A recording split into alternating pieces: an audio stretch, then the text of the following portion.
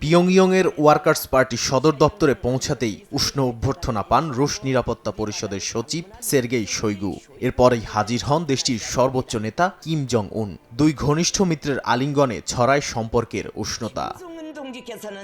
বৈঠকে Kim Jong উন ঘোষণা দেন, রাশিয়ার অবস্থানকে উত্তর কোরিয়া নিঃশর্ত সমর্থন দেবে। ইউক্রেন যুদ্ধ থেকে শুরু করে আন্তর্জাতিক নানা সংঘাতে পুতিন প্রশাসনের পাশে থাকার অঙ্গীকার করেন তিনি। বৈঠকে দুই দেশের সামরিক ও কৌশলগত জোট প্রসঙ্গও উঠে আসে। রুশ প্রতিনিধি দলের সঙ্গে দীর্ঘ বৈঠকে আলোচনা হয় পারস্পরিক সহযোগিতা, প্রতিরক্ষা জোট এবং অর্থনৈতিক অংশীদারত্ব নিয়ে।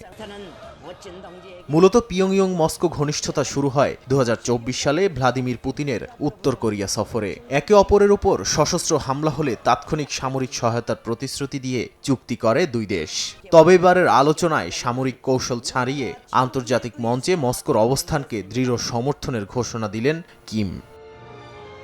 নাদিম মারজান, সময় সংবাদ।